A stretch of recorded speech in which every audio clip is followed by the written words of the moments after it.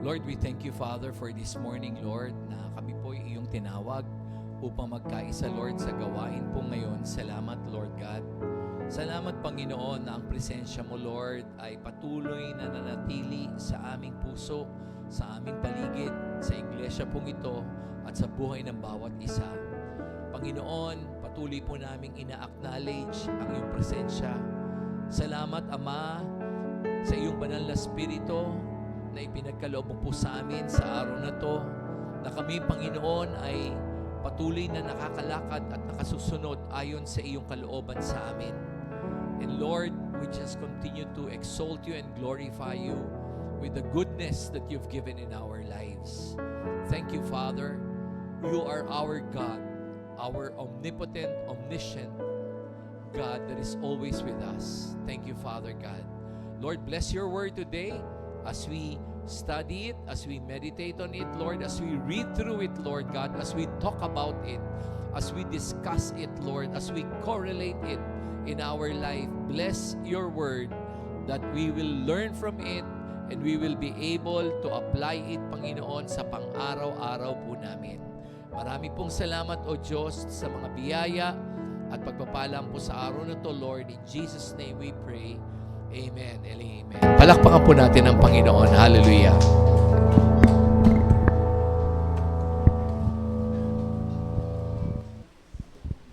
Sige po, ang ating topic po ngayon, it's about Genesis chapter 1, verse 1. Magsisimula po tayo dito. Genesis chapter 1, verse 1. Wala po akong slide. Kaya po importanteng basahin po nyo ang inyong Bible as I continue to reference the Word of God. Sabi po sa Genesis chapter 1 verse 1, ESV version, "In the beginning, God created the heavens and the earth.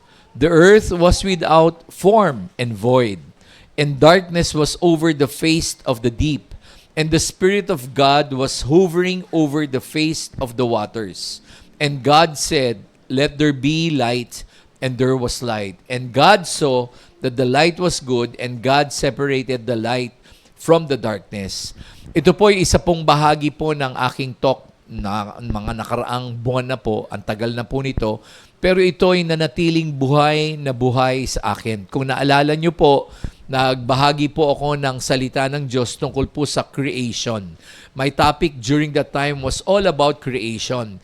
And as we read Genesis chapter 1 and all the verses that is related to creation, ang isang bagay po ang naging ang lumalabas doon na kailangan ko pong ibahagi po ngayon, at ito po yung, 'di ba? Every time God created something, 'di ba? Nagkakaroon po ng separation.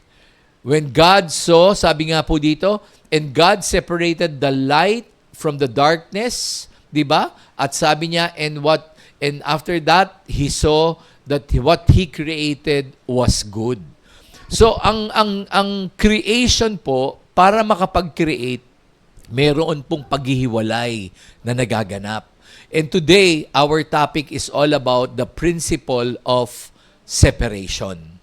So ito po talagang nakita ko po ilang beses, nabanggit ni Pastor Jem, but that principle of separation is something that we need to understand in order for God to create something in our lives.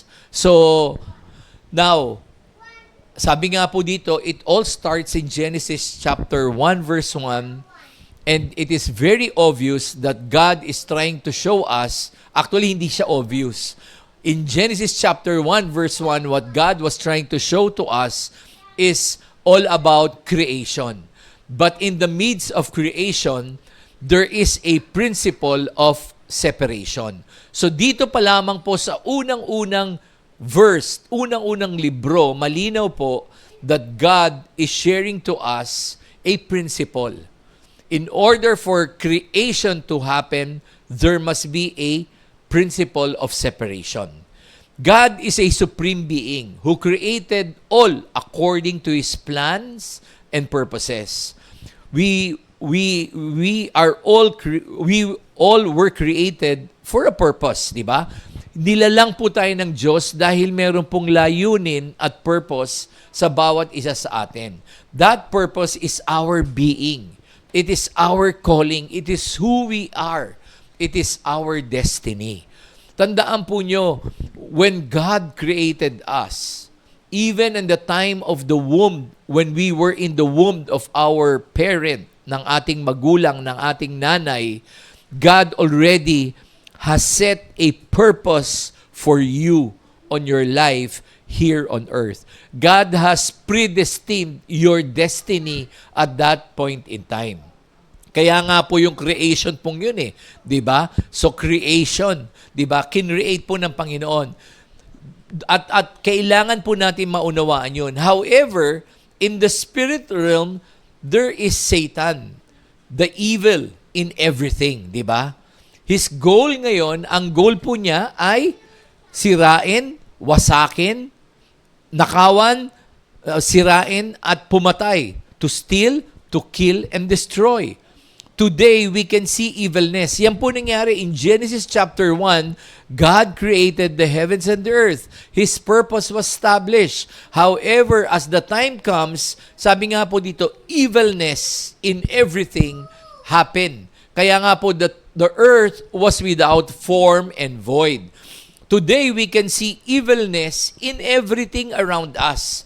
The situation na sa paligid, alam niyo po ba sa Israel, nakikita po natin that evil is good and good is evil. Nawala na po ng sense of discernment what is right and what is wrong. Ang wrong is okay na sa kanila or tinatanggap na.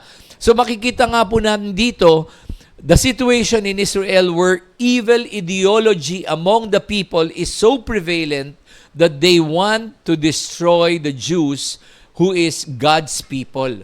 Makikita po natin dito, when God created the heavens and the earth, it was in accordance to His purpose. But evilness prevailed, darkness prevailed, di ba? Na nandoon po, at dahil sa kadiliman, dahil sa kasamaan, nawalan po ng layunin, nawalan ng sigla, nawalan ng purpose yung nilalang ng Diyos. It became void. It became zero. Ganun po nangyari. So, alam niyo po ngayon ang nangyayari po sa Israel. Grabe na po ang gera. Alam ko po, may problema po tayong sarili. Pero ang sabi sa Bible, if you want to see the end times, tignan mo ang bayan ng Israel. At totoo po, sinasabi na nga po ni Amir, no, isa pong pastor sa Israel, that we are on the last days. Hindi mo pwedeng ipagkaila. Dahil ba sa Pilipinas at sa China yan? Hindi po. Sabi niya kung bakit we are in the last days is because of what is happening in their nation. Alam po natin sa South, binabanatan po or sinasakop po nila ang Gaza because of Hamas, yung kasamaan. Sa Norte, binabanatan po sila ng Hezbollah. In fact, yung northern town, ang dami na pong walang tao doon. At yung po, simula po noong October 8 ay patuloy na binapaliparan po ng rocket, ng kung ano-anong mga missiles, yung pong lugar ng north. Ang maganda lamang po, meron silang Iron Dome, di ba? The Dome of David na pumaano po dito. Pero syempre, hindi naman po parating merong ganon, di ba? So, marami na po ang tinatamaan, marami na po ang nagkakasunog, at sila rin po ay lumulusob. At ang nangyayari po dito from the south to the north, at alam niyo po ba ang nangyayari on the east, yung Jordan na katabi po nila, ay unti-unti pong ginugulo ng bansang Iran para yung mga Palestino po doon at ay mag-boycott sa kaharian ng Jordan. Jordan is a country that is neutral. Hindi po siya nakikialam sa gulo nila, pero ginagamit po ngayon ng Iran ang Jordan, at ang nais po ng Iran na ang Jordan ay magkaroon ng rebellion para magamit po niya yung bansang yun na makapagbadala ng mga armas na smuggled para lusubin ang Israel on the east. So makikita niyo po, no, south, north, east. On the west naman, ano po nangyayari? Turkey and Syria na malapit din po sa Israel ay nagsisimula na pong magkagulo yung dalawa pong yun. Kasi nga po, ito po yung bayan na mga kung saan talagang gustong paligiran at sakupin o talagang patayin ang mga Hudyo. Ang Egypt, alam niyo po ba ang Egypt, nagpalit ng lahat ng mga namumuno yung pinakamataas na pinuno. Bakit? Hindi pa po natin alam. Pero meron pong nangyayari. Dahil alam niyo po, kaya pala ayaw pumayag ng Egypt na sakupin ng Hudyo ang Gaza, yung malapit sa kanila. Kasi yung tunnel pala nila, yung pala ang daluyan papuntang Egypt ng mga Hamas. So makikita po natin dito, evilness is all throughout this nation or it's all throughout the world. And our signs that it is already in the last days is the nation of Israel. Subaybayan nyo po yun kasi malalaman nyo, di ba? Ang sagot, dito nga ang dami nating problema. Oo, pero ang talagang magdidikta ng sitwasyon ng buong mundo ay ang bayan ng Israel. So makita po natin dito, evilness is there. And you know what? The objective of evilness is to remove the purpose. Satan wants to undo what God has created.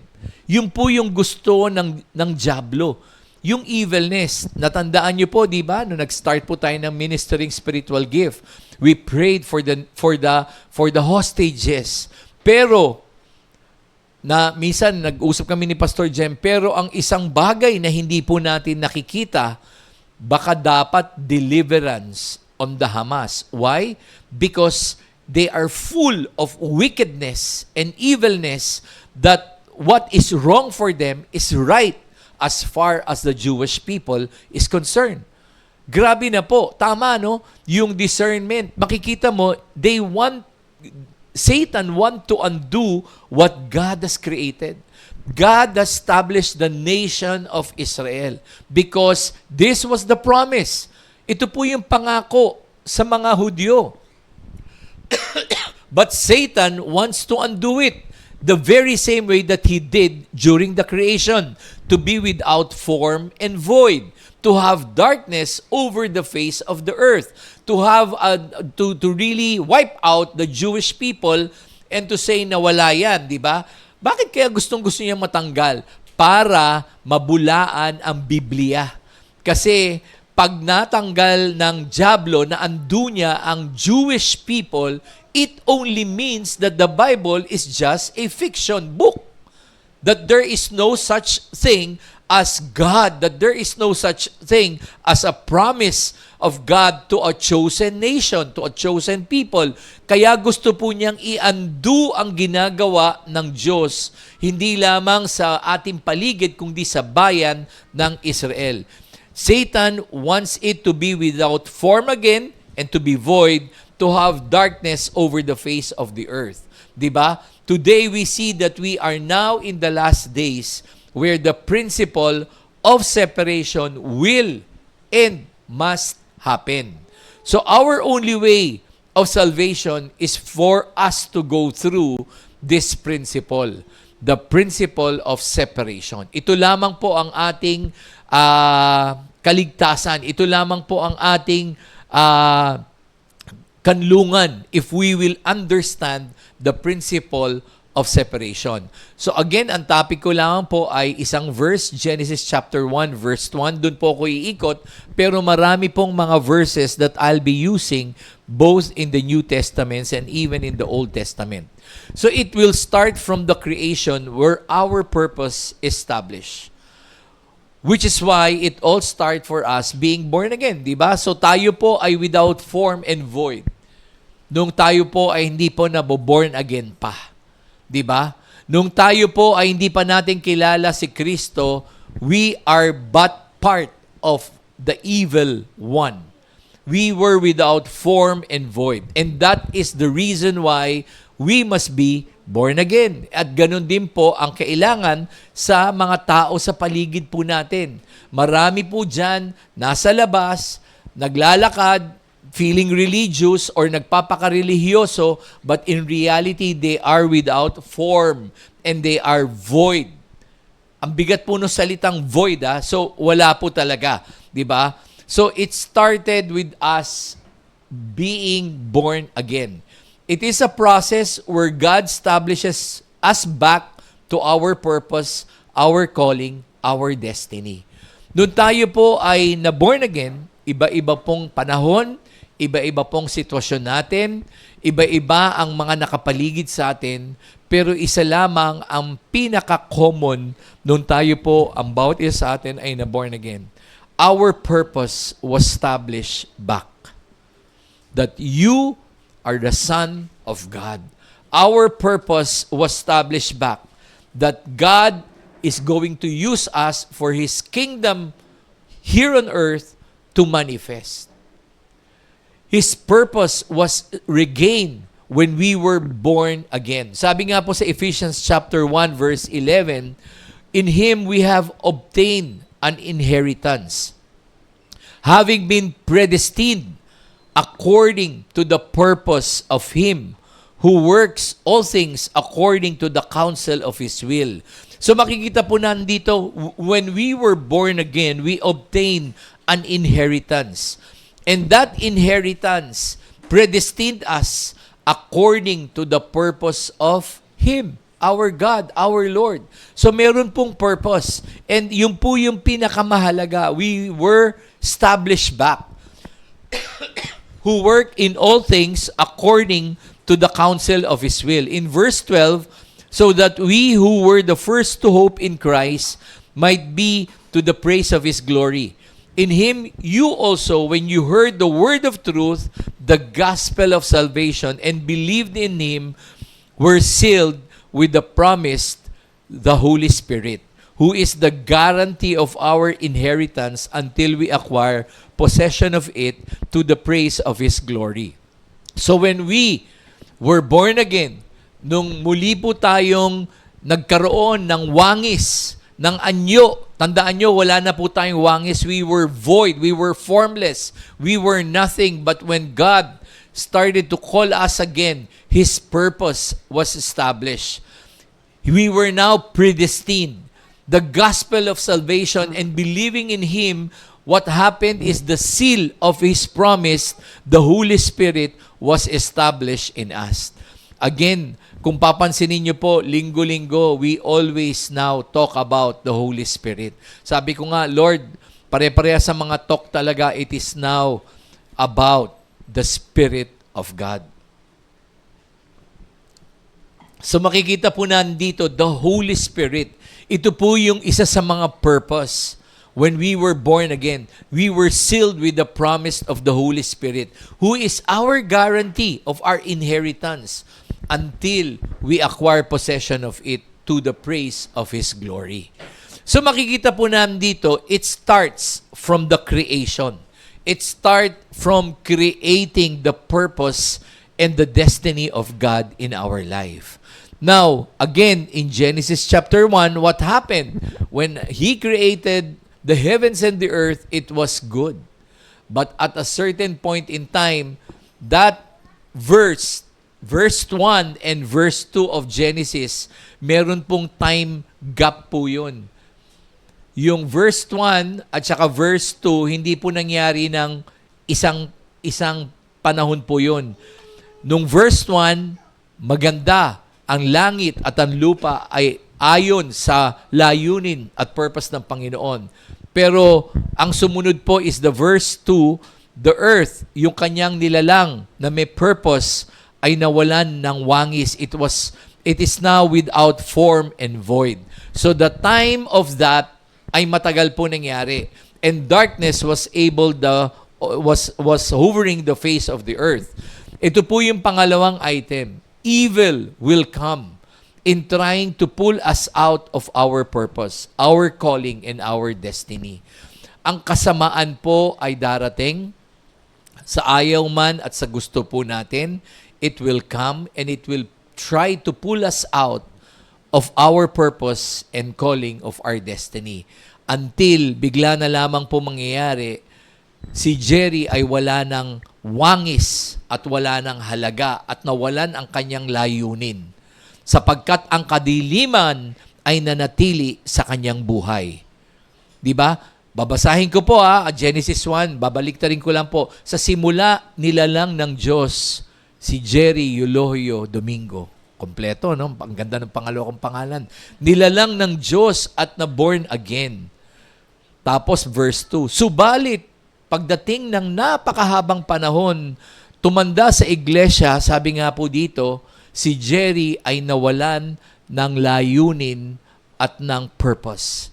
Nawalan siya ng wangis at ang nanatili sa kanya ay ang kadiliman sa kanyang buhay.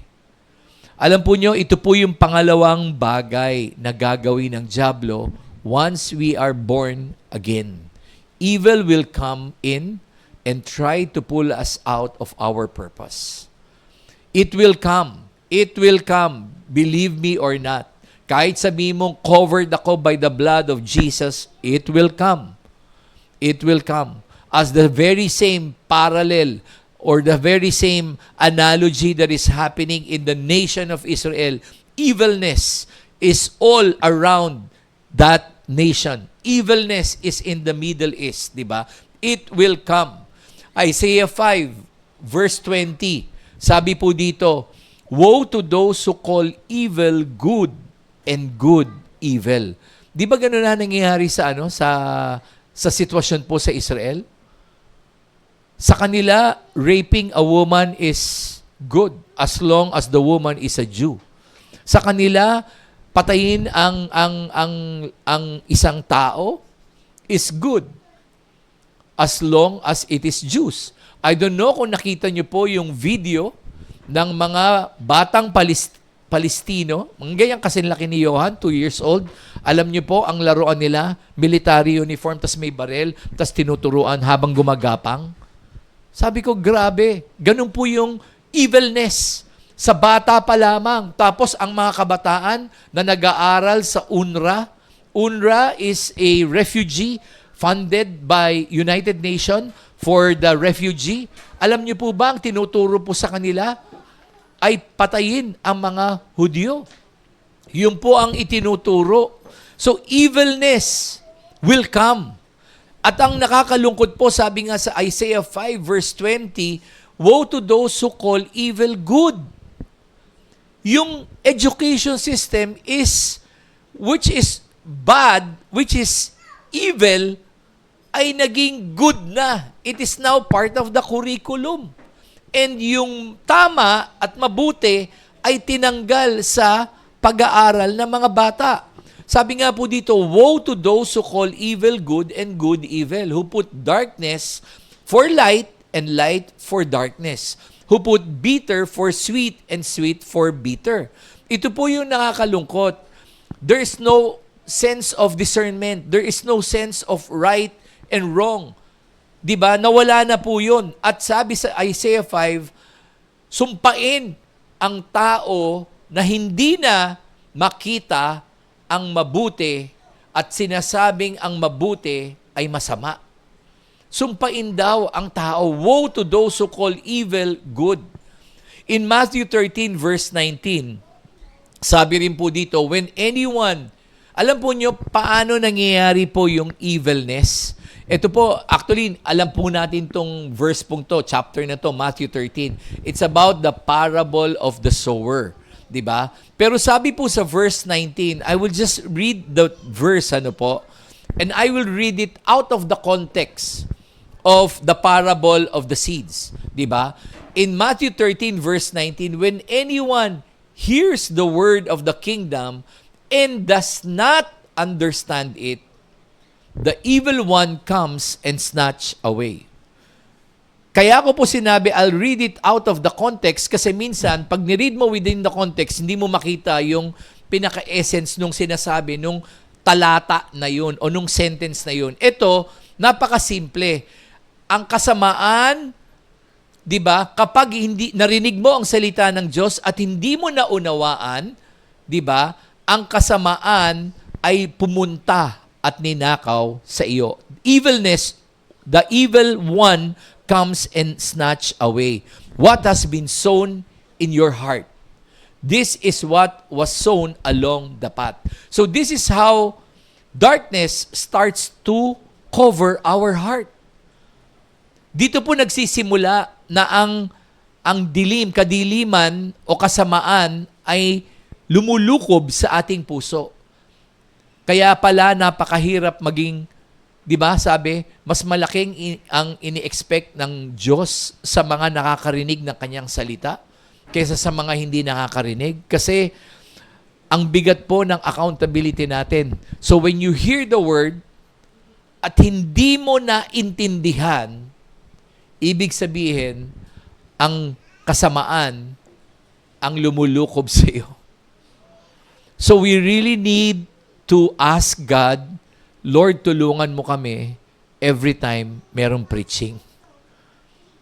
Kasi, pag hindi mo naintindihan, it only means that evil is lurking in your heart. Pupunta ka ng church, attend ka, paglabas mo, narinig mo, pero ang tanong, have you understand it? Or are you seeing, or you have a perception of the one talking? Alam po nyo, huwag nyo pong titignan ang personality na nagsasalita. Dahil at the end of the day, you will never understand it. But the point here is, when you hear the word of God, did you understand it? Did you understand it? Alam po nyo, minsan, napakasimple po talaga ng salita ng Diyos. Simple po ang lingwahe niya. Pero we just want to make it complicated by using all the hermeneutics, all the analysis, all the correlation, all the interpolation, etc., etc. Pero napaka-simple lang po ng salita ng Diyos. In fact, that is my prayer every time I prepare the Word of God this time. Dati po, nung baguhan po ako, pag naghahanda po ako ng preaching, dami kong concordance, tapos ano yung Greek word, ano yung Hebrew word, to the point, hindi ko na alam ano sasabihin ko. Subukan nyo pong gano'n. Yun po yung tinatawag na over-analysis and you end up paralyzed. Analysis paralysis. Kaya po ngayon, sabi ko, Lord, just show me the simplicity of your word and your word will be revealed as it is. As it is. Hindi po natin kinakailangan alamin o kung ano-ano pa pong mga gawin po nating mga research, di ba? Just hear the word. Alam niyo po ngayon, nakakatuwa. I mean, the other night, nagising po ako 3:00 ng umaga. Tapos parang routine na po yata ng katawan ko yun. So sabi ko, ang pinapakinggan ko doon about yung mga balita sa Israel, this time, I listened yung Grace for Purpose. Akala ko makakatulog ako, mas lalo akong hindi nakatulog. Kasi it was talking about the Word of God. It was talking about the Word of God and hindi ka pwedeng, naririnig mo, pero hindi mo maintindihan.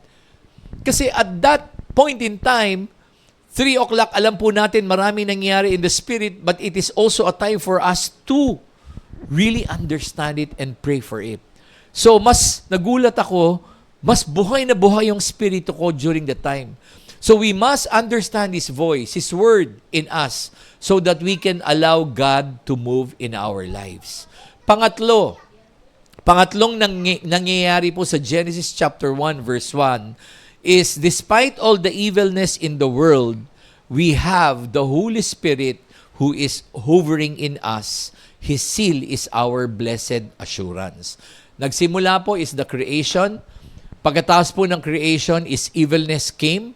Pero ano pong sabi sa Genesis chapter 1 verse 1? Sabi po dito, and the Spirit of God was hovering over the face of the water. The very same way that darkness was hovering over the face of the deep, Sabi po dito, ang pangatlong titignan po natin ngayon is the Spirit of God is hovering over the face of the water. So makikita po na, despite all of the evilness in the world, we have the Holy Spirit who is hovering in us. His seal is our blessed assurance.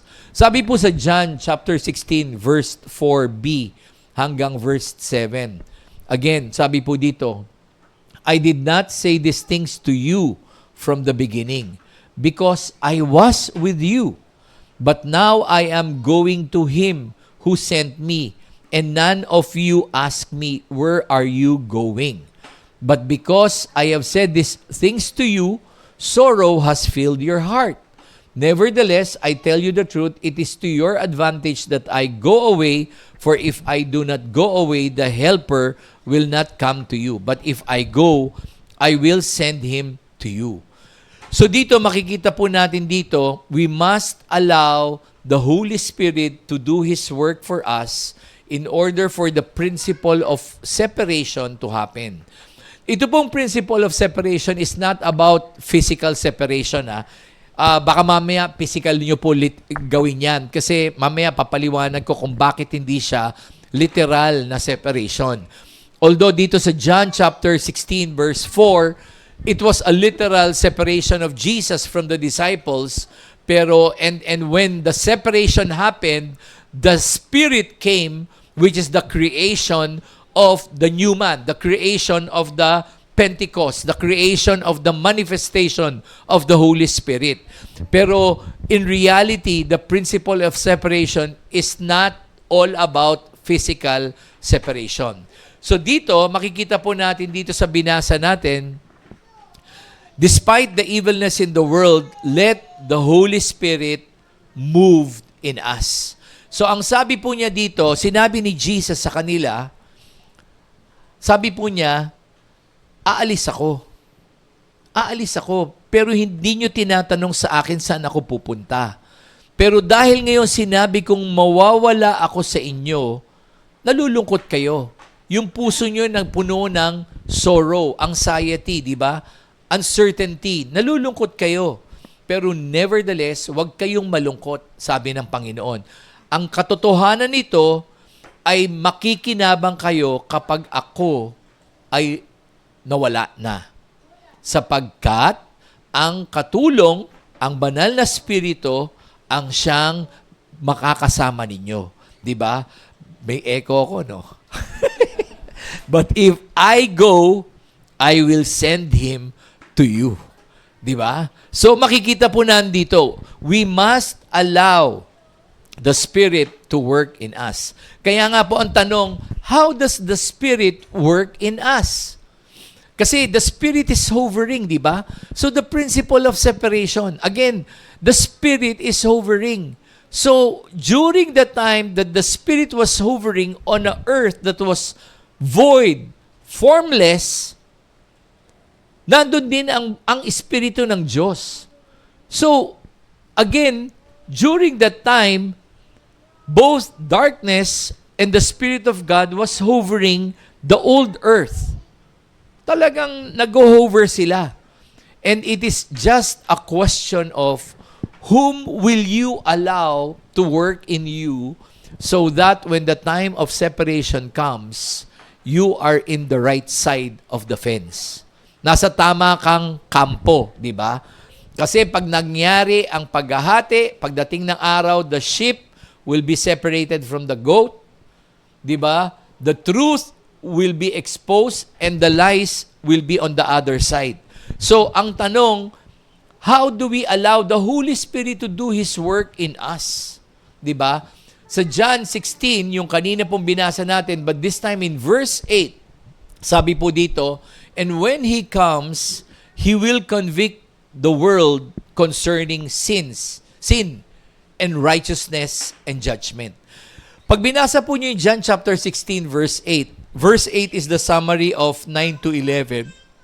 And some of the very straightforward, it is all about the world or unbeliever. When the Holy Spirit comes, He will convict the unbeliever. So how does this apply to us in our life? Tandaan niyo po, kung kayang i-convict ng banal na spirito ang mga di mananampalataya, tayo, paano tayo? The more that we should be convicted by the Spirit of God. So, bagamat sinabi po dito, the world, I think this is basically also applies to us because we are in the world but we are not of the world. Kaya napakahalaga po nito na ang akala po natin minsan, ay hindi naman para sa akin to, para sa mga makamundo yan.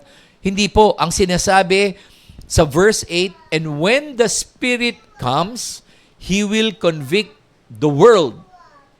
Kasama po tayo dun. Concerning sin. Bakit? Wala ka na bang kasalanan? Hello? Di ba may kasalanan, makasalanan pa rin po tayo? Concerning sin and righteousness and judgment.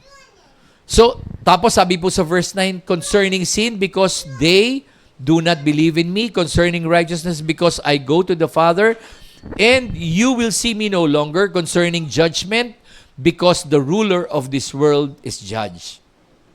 So, himayin po natin yung John chapter 16, verse 8 to 11.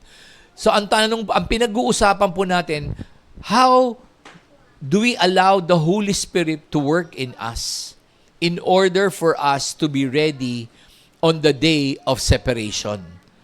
How do we allow the Holy Spirit to work in us? First, sabi nga po natin, unahin po natin, di ba, the first area that the Holy Spirit work on is convicting us is sin. Dito, pag binasa nyo po dito, sabi, He will convict the world concerning sin. Singular, isa lang, kasalanan. Isa lang, kasalanan. Hindi maraming kasalanan. Iko-convict ng banal na spirito tayo tungkol sa kasalanan. In verse 9, concerning sins, because they do not believe in me. So ano yung kasalanan na sinasabi po dito? If you want to allow the Holy Spirit to hover unto you, then you must be convinced. Ang ibig sabihin po ng convict is to convince you to believe in God. That sin, that singular sin is what we call the sin of unbelief in Jesus Christ.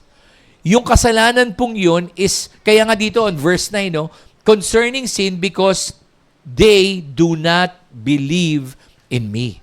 Sinabi po ito yun ni Jesus, ang banal na spirito, iko-convict ka, kukonbinsihin ka. Diba? Kukonbinsihin ka na regarding o patungkol sa kasalanan kasi hindi ka naniniwala sa akin, sabi ni Jesus. Yan ang unang gagawin ng banal na spirito. Kukonvince ka niya, ipapakita ka niya, ipiprove niya sa'yo that Jesus is the Son of God dahil hindi ka naniniwala. So that sin is the sin of unbelief. So the first area is the Holy Spirit will convict of one sin, the sin of not believing. Not believing in His plan for you. Not believing in what He calls you to be. Unbelief of what Jesus can do for you.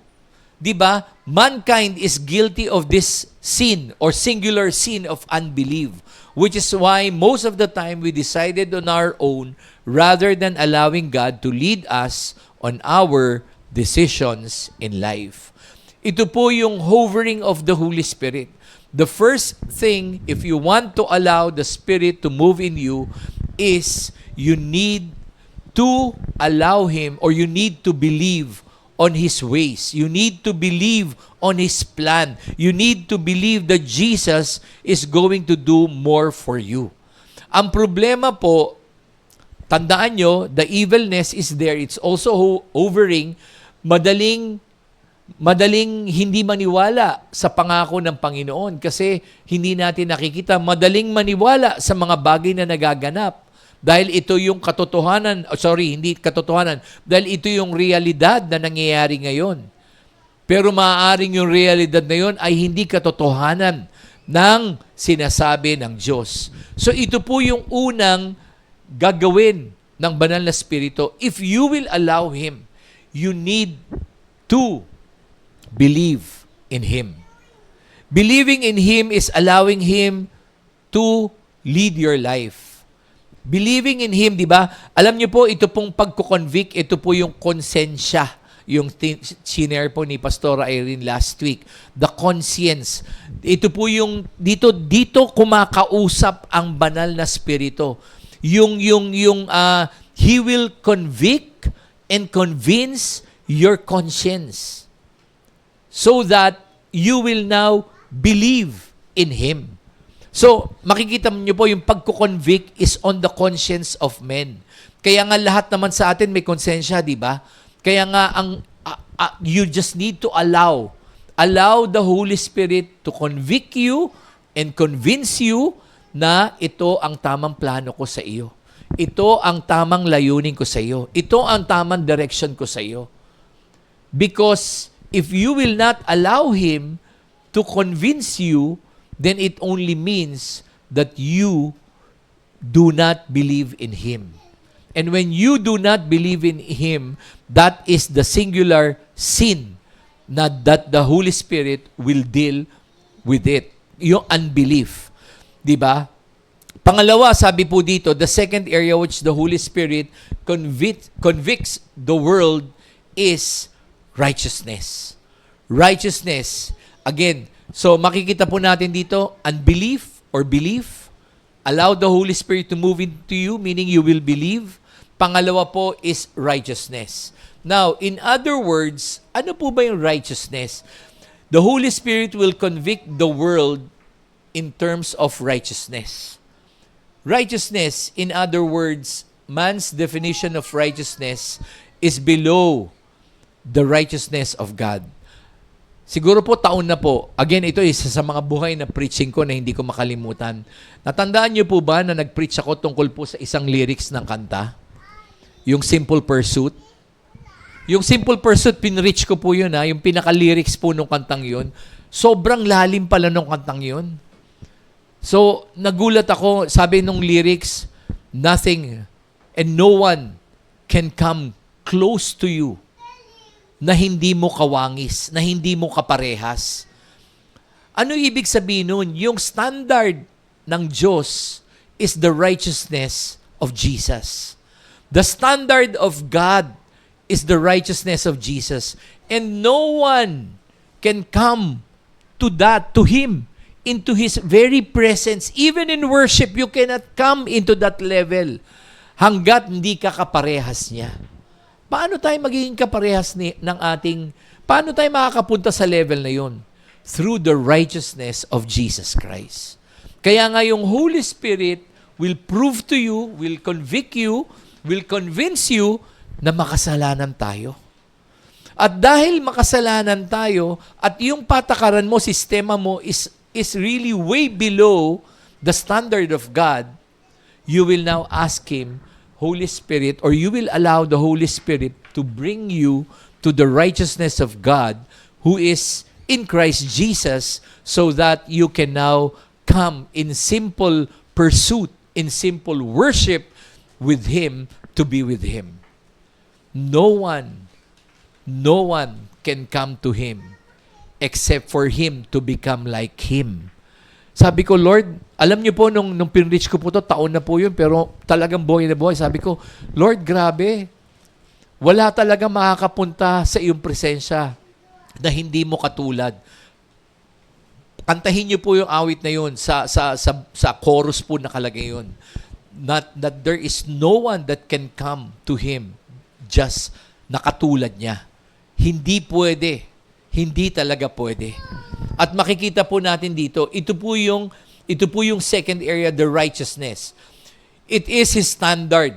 His righteousness is His standard that we all need to align, and the only way that can happen is through His Son, Jesus. Sabi nga po dito, God's righteousness is absolute, Man's righteousness is relative. Ano po ibig sabihin nun? Tandaan po nyo to simple lang. God's righteousness is absolute. Man's righteousness is relative. Absolute meaning, ang katwiran ng Diyos ay ganap, kumpleto, puro, at ganap siya. Ang katwiran ng Diyos ay ganap. Pero ang katwiran ng tao ay batay sa mga bagay na nakapaligid sa Kanya. It is relative. It is relative. The man's righteousness is relative. Oo, mabait ako sa iyo ngayon kasi pinagbigyan mo ako eh. It is relative. Batay sa Oo, good mood ako. Kaya di ba, mabait ako dahil ganito. It is so relative. The righteousness of man is so relative. Tignan mo kung ano yung ugali niya pagdating sa kaaway niya. Is there righteousness in it? No. Wala, di ba? Wala. Kaya nga po makikita natin dito, God's righteousness is absolute. Man's righteousness is relative.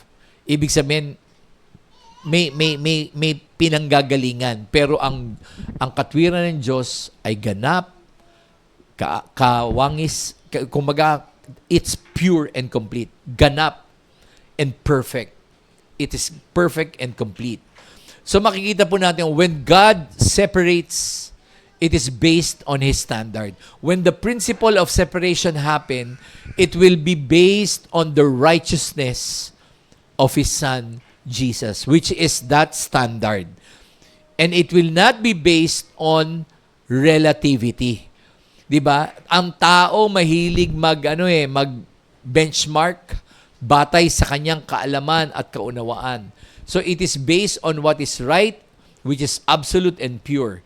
Sabi nga po dito sa Isaiah 55 verse 8, "For my thoughts are not your thoughts, neither are your ways my ways, declares the Lord." Ibig sabihin, nandito ang Diyos, nandito tayo.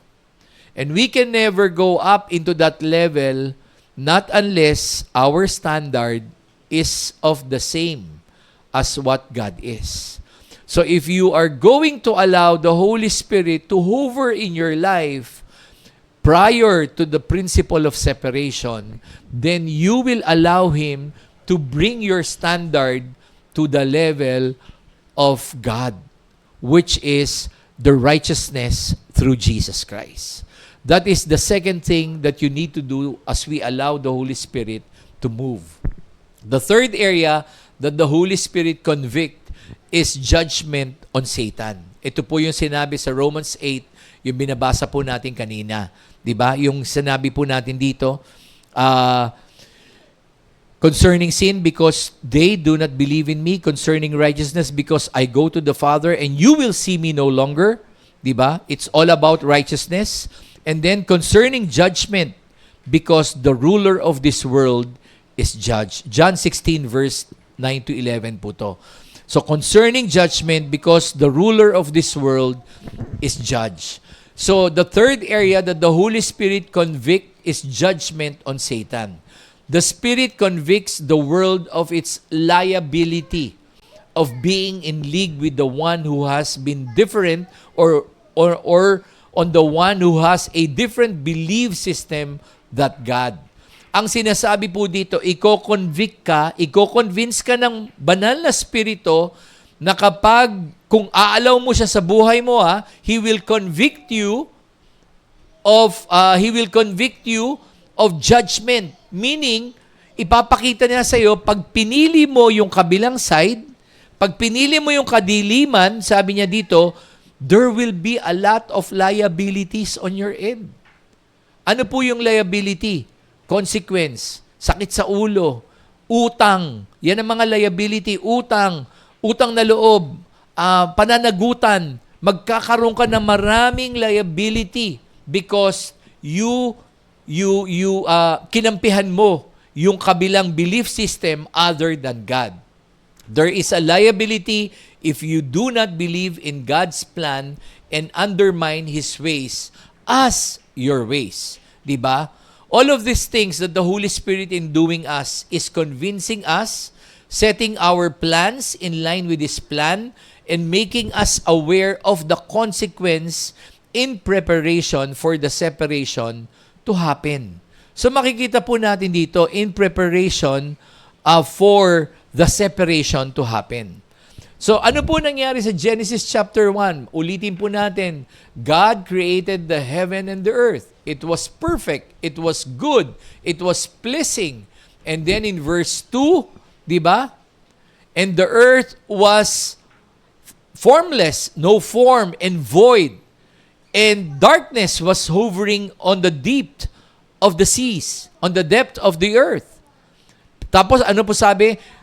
And the Holy Spirit is hovering as well on the face of the earth. So, natapos na po tayo doon.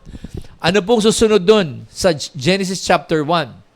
In verse 3, and God said, let there be light, and there was light. And God saw that the light was good, and God separated the light from darkness. Ang susunod po nangyari sa verse 3 is now about the separation. And the separation happened as God declared it in His perfect time. And God said, let there be, and there was. And hence, God's separation took place. Now, ano ba itong separation na to? Is this a physical separation? Nais ko pong buksan po niyo ang inyong Bible sa Numbers chapter 6 verse 2. At ito po yung the Nazarite vow. The Nazarite vow. Actually, nung binasa ko po itong Numbers chapter 6, the whole chapter, gulat na gulat ako kasi sa dulo, ibang-ibang sinasabi. So, the Nazarite vow. Ito po, alam po natin, yung kay Samuel. Ito yung bawal mag-ahit ng buhok, di ba? Pinapahaba. So, ito po yun. Sabi, babasahin ko po yung verse 2. Speak to the people of Israel and say to them, when either a woman or a man makes a special vow, the vow of a Nazarite, to separate himself to the Lord, meaning, i-allocate ko, isa-sanctify ko yung sarili ko sa plano ng Diyos. Sabi niya dito. And this, tapos, yun po yung vow of the Nazarite. Yun po yung vow. Kumbaga, you try to separate yourself from the world. 'Di ba? Para gagawa ka ng mga ritual,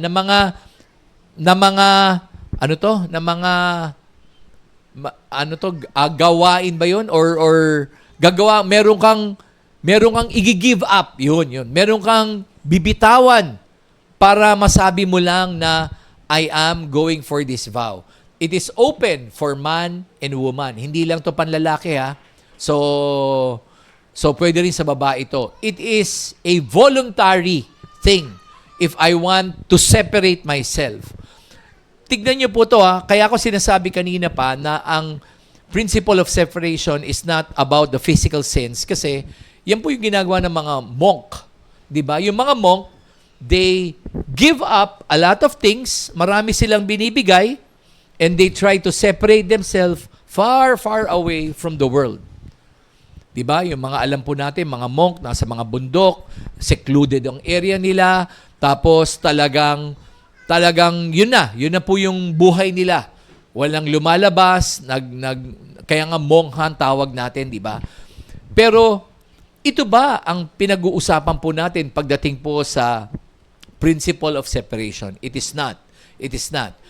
Because this is, kaya nga ang tawag, Nazarite vow.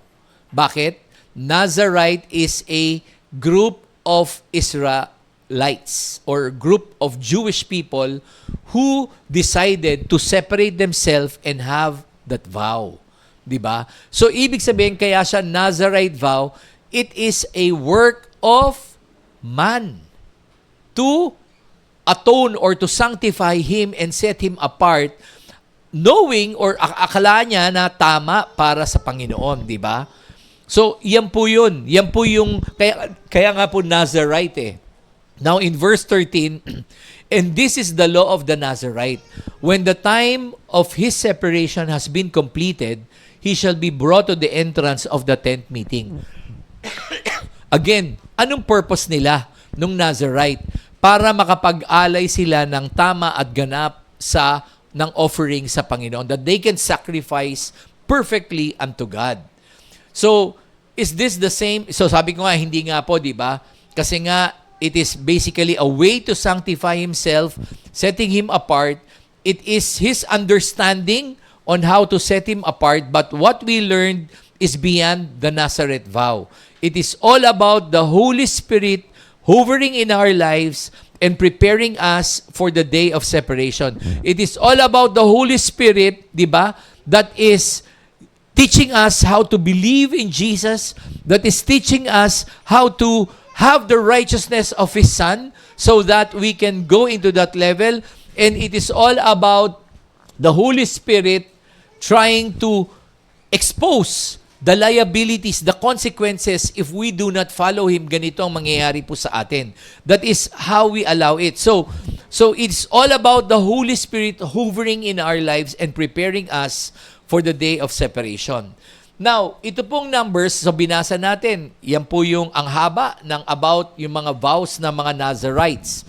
Ang haba, in fact, meron Nazarene Church na tinatawag. It's a Christian church, di ba? Pero pansinin niyo po, in verse 22, biglang nag-iba yung discussion. Actually, yun ang nakakapagtaka sa akin eh. Tapos, sabi dito, and the Lord spoke to Moses. Tandaan niyo po it's a ritual. The Nazarite vows is a ritual. It's a tradition. It's a man's ways of sacrificing unto God. It's a man's ways of trying to get himself right unto God, di ba? But in verse 22 ng Numbers chapter 6, the Lord spoke to Moses saying, "Speak to Aaron and his sons, saying, Thus you shall bless the people of Israel. And you shall say to them, The Lord bless you and keep you. The Lord make His face shine upon you and be gracious to you. The Lord lift up His countenance upon you and give you peace. So shall they put my name upon the people of Israel, and I will bless them." Bless him. Alam niyo po, hindi ko maunawaan to eh. Bakit ganun siya? It's a vow. And then all of a sudden, it's the Aaron's blessing, all the priestly blessing, parang disconnect talaga. Alam niyo po kung bakit po? It only means that the priestly blessing introduced in Numbers chapter 6 verse 24 is the Lord's way of reminding the Israelites that they are set apart as a holy nation in contrast to the Nazarite vow. Yung Nazarite vow was a voluntary task. Di ba? Pwedeng gawin ng babae at lalaki. But the priestly blessing is for all. Hindi lamang sa mga Nazarites, but for all. Ang sinasabi po dito ng Diyos, yang tradisyon mo, yang akala mong pagsaset mo apart, in reality is wrong. Yang physical, yung principle of separation mo, you think that is right, magmongha ka. Actually, ganyan po nangyari nung bagong born again po tayo eh. Ang dami natin, ako personally, ganyan po ginawa ko. Yung mga kaibigan ko, nawala. Bakit? Sino bang lumayo? Sila or ako? Ako ang lumayo. Ang dami ko pong kaibigan. I was part of the Tomasian Brotherhood. It's a Catholic charismatic in UST. Tandaan niyo po, Katoliko po yun. And born again si Jerry. Masyadong zealousness without knowledge destroys an individual. Dahil nga batang Kristiyano, akala mo, tama yun. Anong ginawa namin? Ginawa ko. Sila ba nang iwan? Hindi. Ako yung humiwalay. Hindi ko na sila nilalapitan. Hindi na ako sumasama kasi alam ko mali eh. Katoliko eh. Pero ganon ang Nazarite vow. You separate yourself. But God released, sinabi ng God the Father kay Moses, kay Aaron, tell them the priestly blessing. Grabe. So, the principle of separation is not about the physical segmentation or yung paghihiwalay natin. It's all about allowing the Holy Spirit to move into you so that when the time comes, you are on the right side of the fence. Ito po ang isang bilang pagtatapos. Minsan, alam po natin lahat tayo ay dadating sa panahon na tayo ay mamamatay. Amen? Sino dito hindi mamamatay? Lahat tayo, di ba? At minsan, tinatanong ko, alam ng misis ko to, yung nanay ko, 89, no? 89, noon namatay. At minsan, yung mga matatanda, pag narinig mo, sana kunin na ako ni Lord. Sana kunin na ako ni Lord. Actually, death is the principle of separation must apply in death. So ano pong ibinabalik po doon? Alam mo kung ba't di ka pa namamatay? Kasi the Holy Spirit is hovering above you. But at the same time, darkness is also hovering above you. Kaya nga actually, yung po yung pinaka-crucial yung last moment mo sa lupa. Kasi dalawa yung nag-hover, Holy Spirit and darkness. So it's just a matter of who will you allow to work in you so that when the day of death comes in, you will be on the right side of the fence. Kapatid, the creation is happening because there must be a line that must be drawn between right and wrong. Death is a process. Death is a process of allowing the Spirit of God to move in you. Napakahalaga po yun. Ulitin ko po, paano mo pa aalaw ang Holy Spirit? Number 1, believe. Believe in Him. Diba? Pag matanda ka, ang dami mo nararamdaman sakit. Paano ko maniniwala sa iyo, Lord, na pinapagaling mo ko? Sakit, tuhod ko nga, sakit-sakit Lord, ito pa, may cancer pa, meron pang ganyan. How can I believe? But the Spirit is telling you, believe. Tapos, ang sentimiento pa ng mga matatanda, ang sama ng mga anak ko, iniwan ako, Lord Sama ng loob ko sa kanila. Nagiging magsasaka, nagtatanim ng sama ng loob. Tignan mo ang ginawa nila sa akin. But God is saying unto you, let the Holy Spirit hover unto you the righteousness of Jesus, the righteousness of God. Kasi pag yun ang binatisihan mo, it's darkness that will be moving upon you. But if you just call upon God, Lord, ganito pong sitwasyon ko. Lord, just hover upon me and let the righteousness of God bring me into you. And then, of course, lalo na pag matanda ka na, you can see. Dapat, you can see right and good. And you can see the basis kung bakit pag itong ginawa, mali yan. Pag itong ginawa mo, dito ka mapupunta. The liability, the consequences of evilness if you will allow the Spirit to hover to you.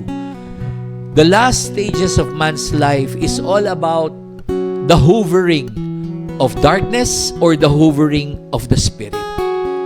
Kaya ka pa hindi kinukuha or hindi ka pa napuputulan ng hininga because God is giving you the chance to allow the Spirit of God to hover to you.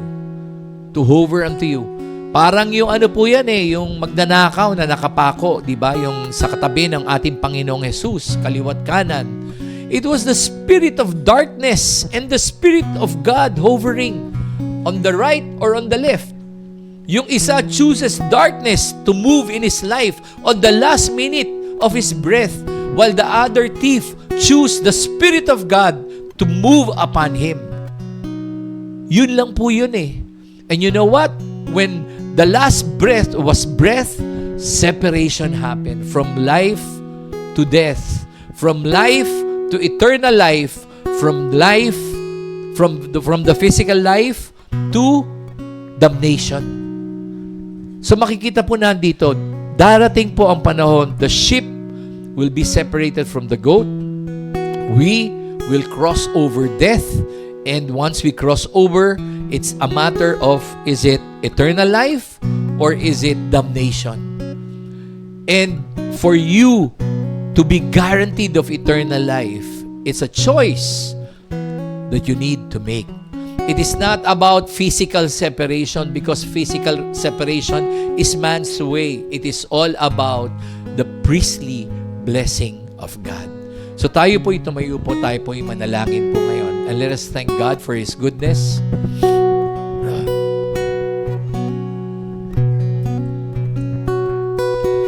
Lord, we thank you, Father God, and we just pray, Lord, that in everything, Lord, that we do, kayo po ang kumilos, Panginoon. Lord, salamat po sa iyong mensahe. Salamat sa iyong salita, Lord God, na I pray, O Father, that we will not miss the point. Because, Lord God, we will understand this. Understand this, Lord God. Tulungan mo po kami, Banal na Espiritu. Father, we just continue to call upon our teacher, Lord, whom you have sent to us, Lord, that will teach us all truth. Holy Spirit, just move mightily upon us. Hover upon our lives. Hover upon our heart. Hover upon our minds and thoughts. Hover upon our physical body, Lord God. And let your goodness, Lord God, let good come into us, Lord God. Let the goodness of God come into us. Father, I thank you, Lord, for you are good. You are good in everything. Lord, I pray for your church, Lord. I pray for your people. I pray for each and every one of us, Lord God, that we will have that comfort, Lord God, that assurance, Lord, through your Holy Spirit. Holy Spirit, just move mightily. Holy Spirit, continue to convict us. Convince us, Lord, in our conscience of everything so that we will be ready on the day of separation. Father, I pray that we will be on the right fence. On the right fence, Lord. Tulungan mo po kami, Panginoon, na magawa namin ang dapat at magawa po namin ang iyong purpose at layunin sa aming buhay habang kami, Panginoon, ay naririto sa lupa. Thank you, Father.